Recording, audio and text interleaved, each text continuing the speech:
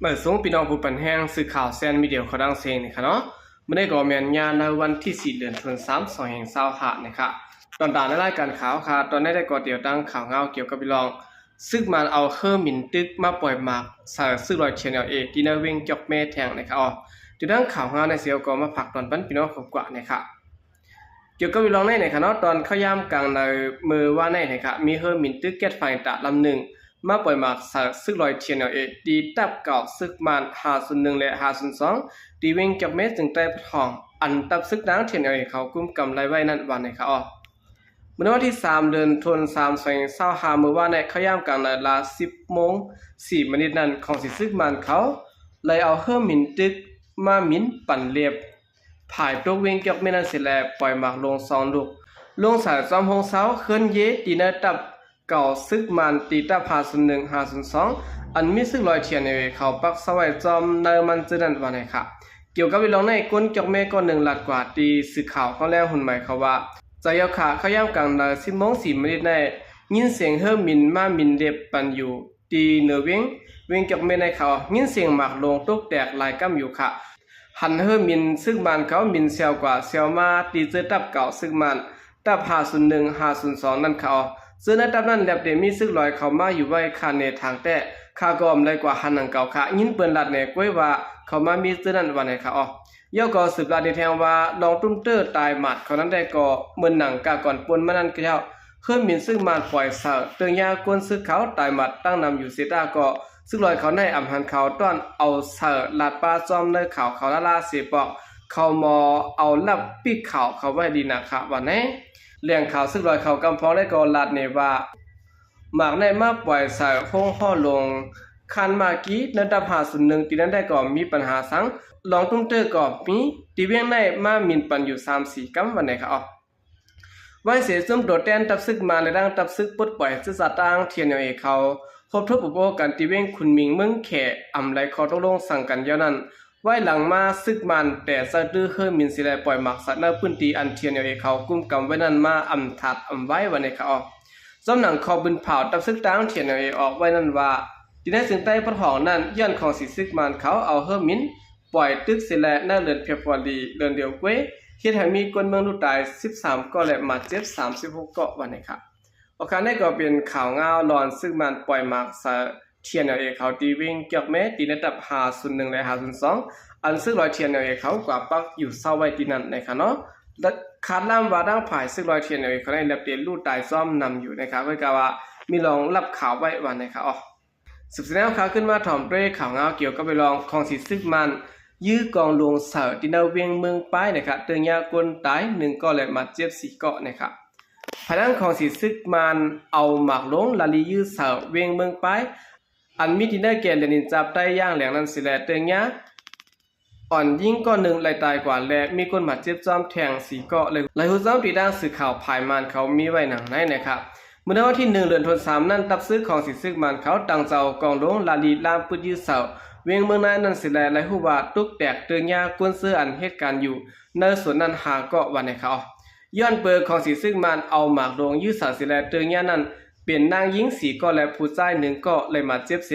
อ่อนหญิงอายุ16 ปีก่อน1นั้นได้รู้เสียงกว่ากุนมาเจ็บตา4 เกาะอันขึ้นไว้นั้นได้ก่อตั้งโมไปลีชุดทิมไลยศยาปันขึ้นจอมข่าวยามันกำเหลียวภูมิบุญพรก่อน1 หลัดในหนังในนะครับของสิซึ่งมันเขาโทษซึกปืดบางตึกตีเวียงเมืองไปหาวแห้งมาเสียยาวย้อนของสิซึ่งมันเขายื้อกองลงสาแลจุ่มซึกลูกพื้นเขาเลยยศยาปันก้นเมืองตา24 ก้อนไหนเลยปืนข่าว PDF 1006ออกไว้เมื่อวันที่28 เดือนเฟบรุารีไว้หนังในนะครับออกคันได้ก็เป็นข่าวเงาในครับลองของสิซึ่งมันเขาเอาเครื่องวินตึกแล้วเอากองลงปืนยื้อสาวตีเนอเมืองไปนะครับเฮ็ดให้มีคนเมืองรูดได้ซ่อมได้มีคนหมัดจิบซ้อมในเขาอันนั้นได้ตื่นเปลี่ยนหลายๆสร้างภายด้านของสิซึกมันเขาเฮ็ดมาอยู่ตาเสนะครับเนาะบ่ได้เป็นตีในเมืองใต้ประทองเลยในหลายพื้นที่อันปึดปางตึกมาซึ่งนั้นนะครับสืบเสนอข่าวขึ้นมาถ่อมด้วยข่าวเงาเกี่ยวกับไปลองดีลานกดทัดซึกมันดีวิ่งหนองเขียวนั้น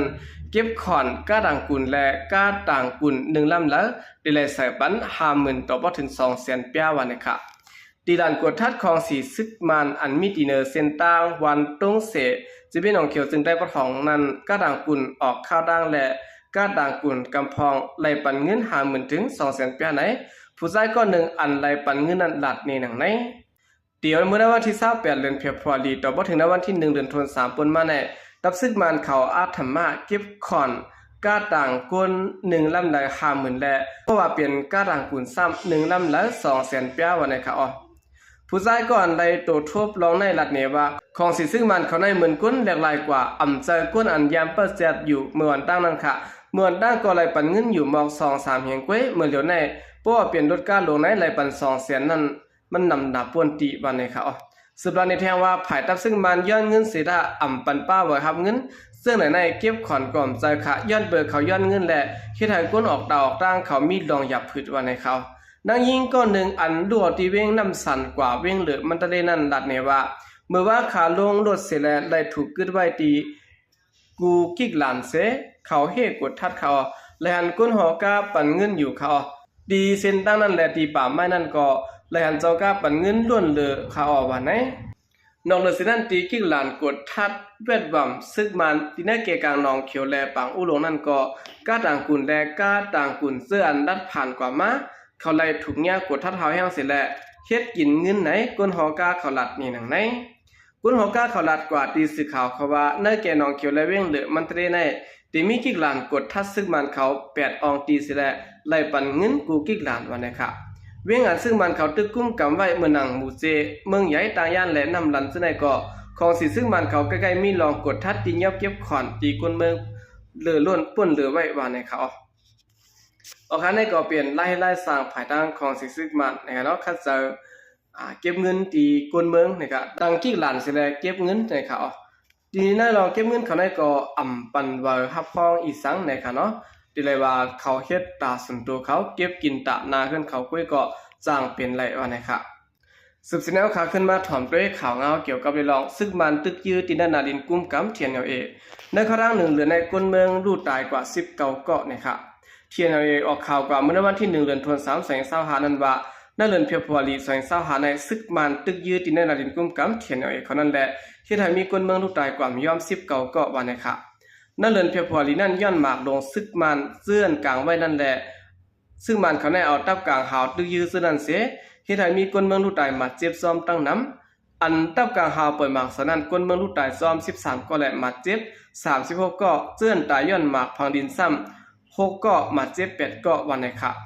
ในพื้นเตียนเทียนเหนียวเขากุ้มกำและซึกมันเอาตับกลางหาวปล่อยหมากสักซึ่งนั้นเปลี่ยนเวียงหนองเขียวเมืองกุดเมืองมิดซึ่งนั้นวันไหนค่ะอ๋อเลยซึ่งนั้นเมืองหนังในจีเวียงกดขายนำคำสีปอและเมืองจีซึ่งนั้นก็ก้นเมืองเหยียบย่าหมากซึกมันอันหางไว้ซึ่งนั้นแหละที่ไทยมีก้นเมืองรูดตายมาเจ็บซ้อมตั้งหนังเหมือนกันเนี่ยค่ะเมื่อวันที่23เดือนเฟบรุารี2025นั้นก็เนื้อปางตึกเนื้อแก่กลางมันหมอและตองแสนั้นซึ่งมันเจอป้าหมากกองและให้ไทยซึกร้อยเทียนอย่างเขามาเจ็บซ้ำอ่ำยอม10เกาะวันเนี่ยค่ะเนาะเมื่อนั้นเดือนธันวาคม2025นั้นก็ซึกมันให้เอาตับกลางหาวตึกยืนเนื้อเจเวียงหนองเขียวเมืองกุดและเกียกแม้อันเทียนอย่างเขากุมทิ้งไว้นั่นเสร็จแล้วที่ไทยมีคนเมืองรูดตาย13เกาะและมาเจ็บซ้ำ26เกาะวันเนี่ยค่ะโอเคนี่ก็เป็นข่าวเงาเนี่ยค่ะเนาะในข้อดัง1เดือนในผดังของสีซึกมันเอาหมากปล่อยสนับพื้นตีและก้นเมืองหยิบเงี้ยหมากจะในป้าสิและให้เรามีก้นเมืองรูดตายจอม19เกาะนะครับโอเคคำเรื่องสไลด์ก็ยินโจมนับยอมผมถึงพี่น้องผู้กำแถมปัญญาข้อดังเสียงอยู่ค่ะยินโจมนับยอมอย่างน้ำเสียข่าวใจก็เรียกมาส่งค่ะ